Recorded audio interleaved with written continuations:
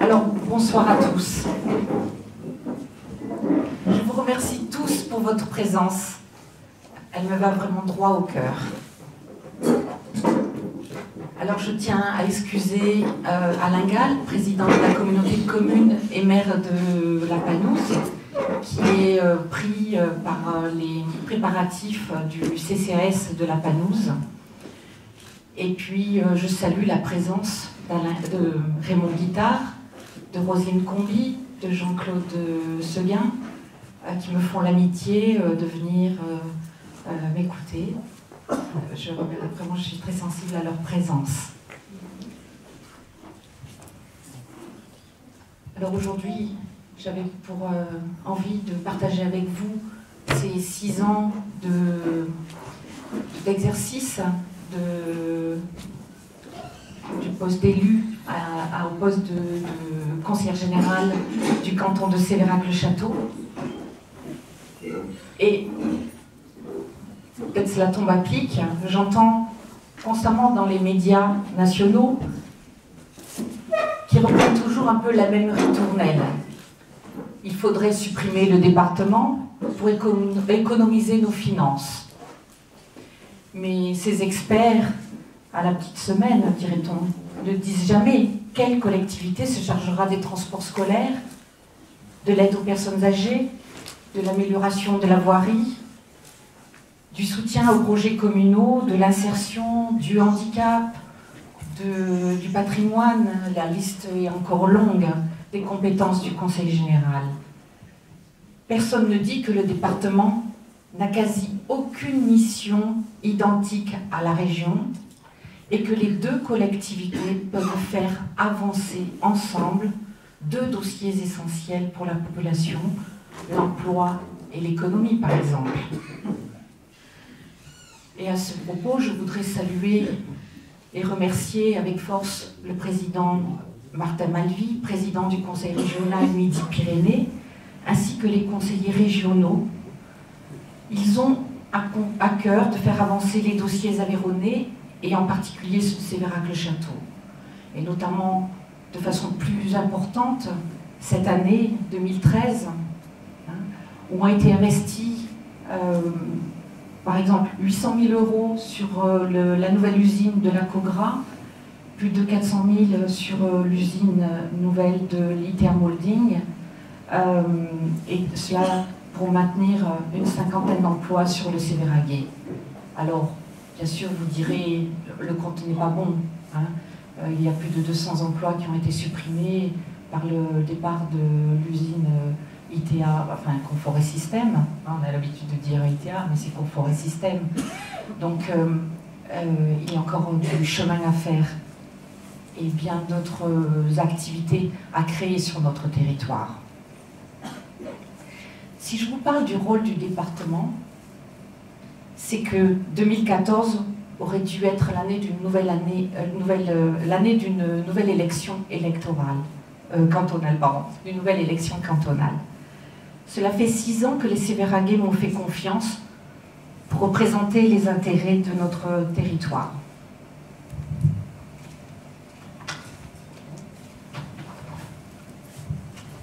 Changement de scrutin oblige, l'année électorale a été reportée d'1 année.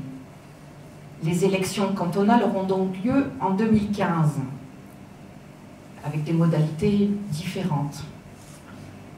Et une carte cantonale aussi modifiée. Ce matin, au Conseil général, nous avons débattu autour de cette nouvelle carte cantonale qui est loin de faire l'unanimité. Et pourtant, je vous en parlerai à la suite. Durant 6 années, j'ai travaillé à défendre les 5 communes de ce canton, mais pas seulement. Je me suis aussi astreinte à défendre la population de Sévérac-le-Château. Le conseiller général n'est pas l'émanation des élus de son canton, mais ce sont vous, habitants du canton, qui m'avez choisi. C'est ainsi que j'ai tenu environ une 30aine de permanences sur les 5 communes, pas 30 dans chaque commune, en tout une 30aine de permanences, mais pas seulement Je voudrais aussi mentionner le nombre de rendez-vous que m'ont demandé les uns et les autres pour me confier un certain nombre de dossiers particuliers, associations, collectivités. Vous m'avez sollicité tour à tour pour faire valoir certains dossiers, pour les défendre de manière plus pointue au niveau du Conseil général, et j'espère que j'ai rempli cette tâche à hauteur de ce que vous attendiez.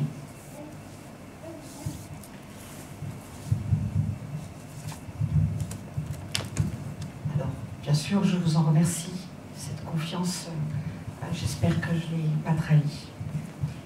Comme je vous l'ai dit au début de mon discours, le département couvre une grande surface de compétences. Les conseillers généraux définissent un programme général qui s'applique sur chaque canton et sur chaque commune. Dans ce cadre, j'ai souhaité conserver ma liberté de vote au sein du Conseil général. J'ai parfois voté contre les décisions prises, en particulier le budget, qui m'a semblé toujours centré sur des dépenses de prestige. Par exemple, il y a un budget communication qui nous a semblé toujours un peu surdimensionné par rapport aux besoins de ce Conseil général. L'augmentation de la dette départementale, qui a atteint presque 200 millions d'euros en 2013, a été aussi un des éléments qui m'a fait voter contre ce budget. Mais j'ai aussi voté pour tous les dossiers qui aidaient les communes de mon canton, les associations, les sévéraguais. J'ai défendu avec opiniâtreté le vote en faveur de la reprise du site ITA Molding par le Conseil général. D'ailleurs, en décembre, je me suis proposée en faveur de la subvention de 100 000 € attribuée au syndicat mixte Sévérac Carrefour Aveyron pour l'aider dans le rachat des bâtiments. Donc, effectivement, à ce jour, là, depuis fin décembre, ils sont propriétés du Conseil général et avec la participation de la communauté de communes, aussi à hauteur de 100 000 €, mais aussi de la commune de Sévérac et de la chambre de commerce qui a mis 50 000 €.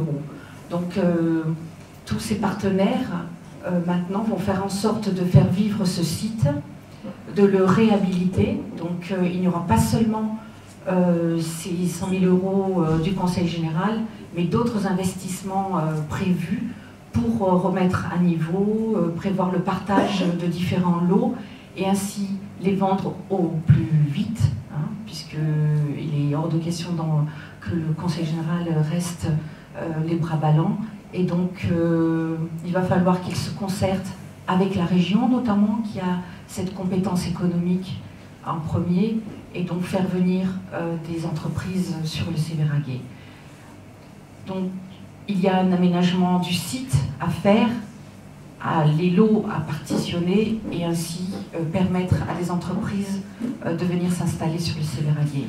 Donc je fais le vœu avec la communauté de communes, avec le Conseil général, que tous ces projets aboutissent au plus vite.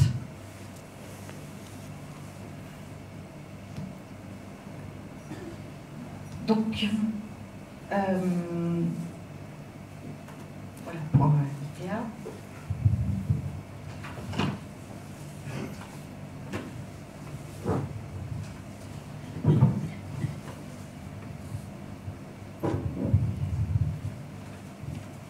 Et donc, puisque j'en étais à l'activité du Conseil général, et notamment ce qui concerne le canton, alors je ne voudrais pas faire une litanie de chiffres et dire là où il m'a semblé que l'action du Conseil général était significative, c'était notamment sur l'aide aux communes.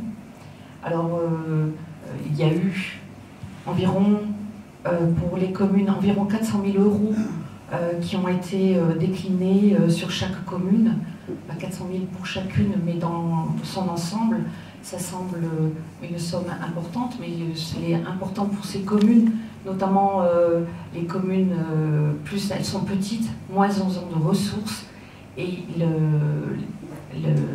la mise de fonds par le Conseil général sur cette aide aux bâtiments communaux, aux petits projets communaux, permet aux communes d'améliorer le patrimoine bâti, améliorer par exemple des salles de jeunes, des salles des associations,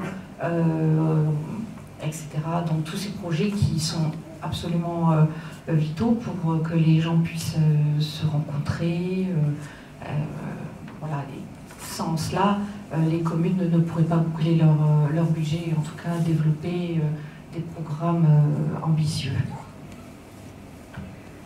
Donc au fond, ces fonds sont le produit des amendes de police, le fonds de péréquation, les différentes taxes que perçoit le Conseil général et qui sont reversées aux communes, hein, pour vous dire à peu près d'où viennent ces ressources. Il y a eu au cours de ces 5 ans 35 000 € qui ont été donnés à différents jeunes agriculteurs qui se sont installés ou d'aide à la pérennisation de leur activité. Hein. Donc là aussi, c'est toujours un appoint à des programmes d'installation. Ce n'est pas la seule chose qu'investit le Conseil général en faveur de l'agriculture. Il y a des aides diverses et variées sur les différents syndicats et de promotion, par exemple sur les salons, etc. Donc tout cela, bien sûr, représente certaines sommes. Je ne vais pas les décliner, ce serait fastidieux et peu intéressant. Sur le domaine du patrimoine, notamment cette année, il y a eu un effort assez important. Recoul a bénéficié d'aide au patrimoine pour l'église Lavergne, pour l'église de Saint-Grégoire. Il y a eu plusieurs programmes sur au moins 5 ans. Sévérac pour l'église de Saint-Dalmazie, le château de Sévérac, puisque nous avons la chance et l'honneur d'être le seul programme en Aveyron, hormis la cathédrale de Rodez, de bénéficier d'une aide de l'État pour la rénovation du château et donc de la salle des hommages. Hein, donc en cela, le conseil régional, le conseil général, la commune de Sévérac ont investi pour soutenir l'effort de l'État et permettre un premier programme et ainsi un deuxième programme qui démarre en 2014 pour finir la rénovation de tout le bâti de la salle des hommages. Donc le château mérite cet effort, il est notre emblème sur tout le canton. Il doit encore et encore bénéficier de plus de réhabilitation et ainsi nous aurons peut-être l'occasion de créer une marque, un blason de Sévérac qui puisse porter notre image au-delà de l'Aveyron, peut-être au-delà de la France, pourquoi pas au niveau international. Il nous faut être ambitieux dans ce cadre. Bien sûr, je n'oublie pas la compétence, la première compétence du Conseil général, qui est celle du social. Hein. Le social se décline pour le Conseil général pour à peu près 60% de son budget général est dédié au social. Le social s'entend l'aide aux personnes dépendantes, personnes âgées, en faveur des personnes ayant un handicap, à travers la maison, avec un système de guichet unique qui a été installé à la maison départementale du handicap. Donc tous les dossiers sont traités de manière unique pour simplifier les démarches des familles, pour prendre en compte les difficultés de leurs enfants, enfants mineurs mais aussi majeurs. Donc c'est une activité non négligeable du Conseil général, mais aussi toutes les mesures d'insertion qui permettent aux personnes de revenir à l'emploi ou d'être soutenues le temps de la période de remise à niveau. Et donc il y a une nécessité de soutenir les personnes sur le plan social par un accompagnement précis, mais aussi financièrement quand il est nécessaire. Bien sûr, le sport est aidé, bien sûr, la culture, Bien sûr, l'éducation. Alors l'éducation, il y a un effort absolument considérable qui a été fait sur nos 2 collèges, sur le Sévéragué, sur le collège public par exemple, il y a eu un gros effort pour permettre l'accessibilité de ce collège aux enfants ayant un handicap. Donc un ascenseur a été installé, les cuisines ont été mises aux normes européennes, et sur chacun des collèges ont été installés des outils comme les tableaux interactifs qui permettent aux enfants et aux enseignants de bénéficier d'un enseignement beaucoup plus interactif, beaucoup plus moderne, et peut-être à terme permettre aux élèves de laisser les cartables à la maison et donc d'éviter des problèmes de santé physique. Ces cartables sont souvent une charge et un encombrement pour les enfants. Cela ne veut pas dire, bien sûr, c'est le souhait des enseignants, que les enfants gardent le contact avec le livre papier. Ça me semble absolument primordial et nécessaire, mais néanmoins, pourquoi leur faire porter ces charges inutiles? Voilà. Donc les ouvrages sont utilisés, mais en classe, le tableau blanc permet d'autres formes d'enseignement. Donc que le Conseil général accompagne cela par une aide aux équipements me semble tout à fait opportun.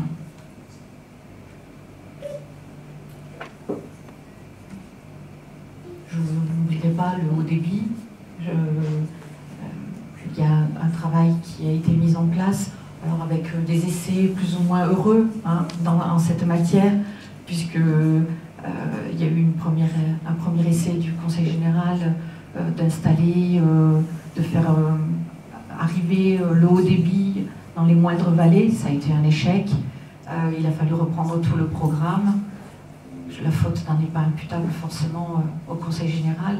C'est peut-être la difficulté qui est la nôtre d'être un pays vallonné, d'être entre creux et vallées, et vallées et montagnes, on pourrait dire. Il est très difficile de pallier les zones blanches. Donc là, notre système a été installé, et n'hésitez pas à demander une aide financière pour les endroits qui sont éligibles. Voilà, c'est toujours intéressant de pouvoir bénéficier d'un système qui s'appelle WiMax et que met en place, qu'aide le Conseil général financièrement pour la mise en place et l'accès des particuliers au haut débit. J'espère aussi que nous verrons très prochainement la déclinaison, l'arrivée du très haut débit sur le Sévéragué. Ça aussi, c'est un soutien absolument indispensable pour l'économie du Sévéragué. On ne peut imaginer le développement de cette zone d'activité, c'est peut-être cette pépinière d'entreprise que pourrait être le site d'ITEA, sans que le très haut débit soit accessible pour les entreprises qui vont faire le pari de venir sur notre territoire. Donc la région a un programme d'accès au très haut débit, le Conseil général aussi. Espérons qu'ils uniront leurs compétences, leurs expertises pour que notre canton puisse en bénéficier très très rapidement. Pour vous dire, à l'heure actuelle, seules les zones de Millau et Rodez en bénéficient. Donc nous avons la chance d'être très très proches de Millau. Espérons que les opérateurs vont jouer le jeu. Il y a un enjeu pour notre territoire. Notre économie a besoin de toutes les énergies, toutes les initiatives. Donc ne passons pas à côté de ces défis. Les défis du 21e siècle. Difficile à dire.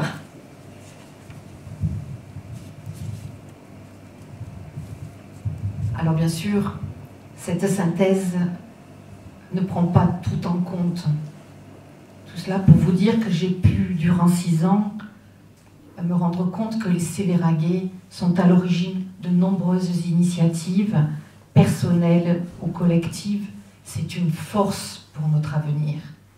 J'ai vraiment la conviction qu'à travers tout ce que vous développez les uns et les autres en tant que particuliers, en tant qu'association, participe aussi de l'attractivité de notre territoire.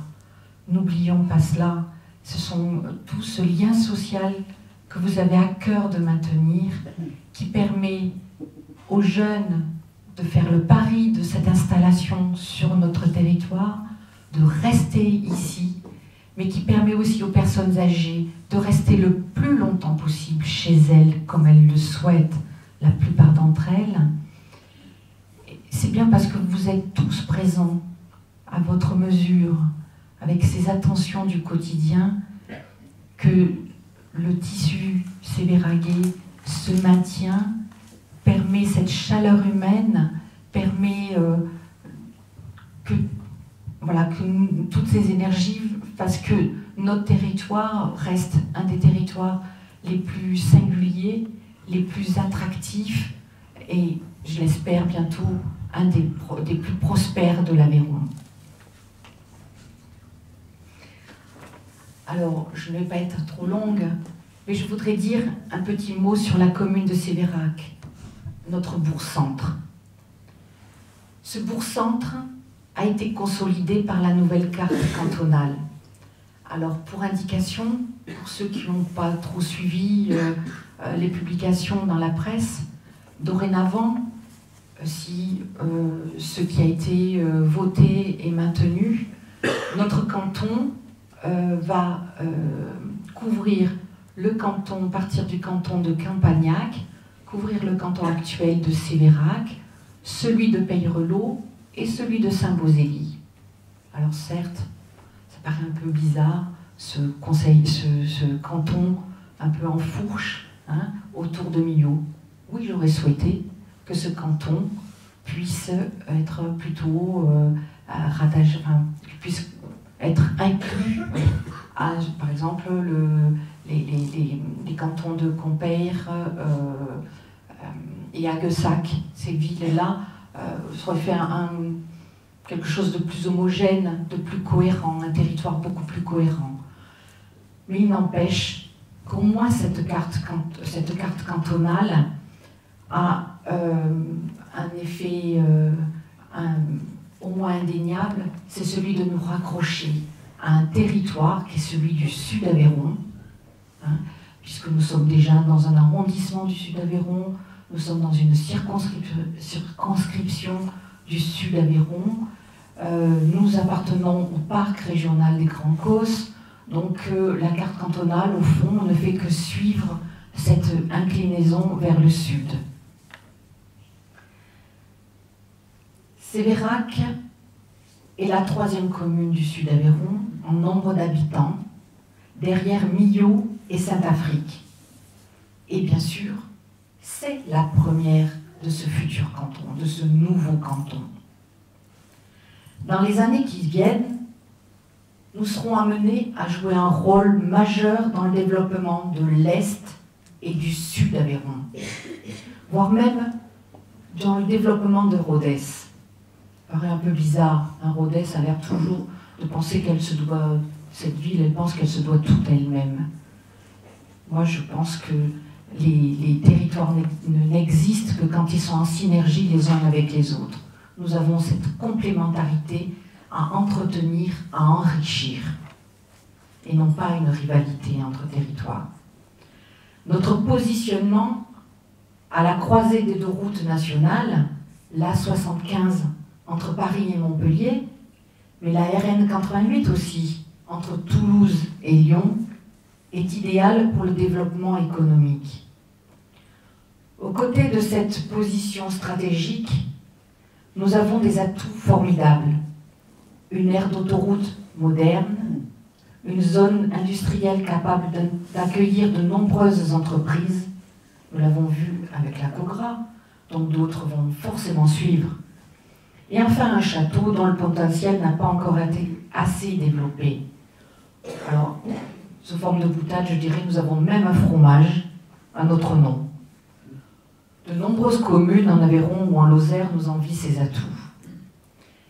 Mais pour ne pas rester la belle endormie du Rouergue, nous devons réagir rapidement pour construire le Sévérac de demain, porte de l'Aveyron.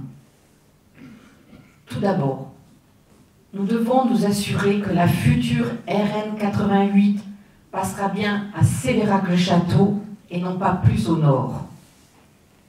Puis, nous devons nous positionner pour nous faire reconnaître comme la porte du Midi-Pyrénées. Et nous devons aussi retrousser les manches pour que le château soit mieux mis en valeur.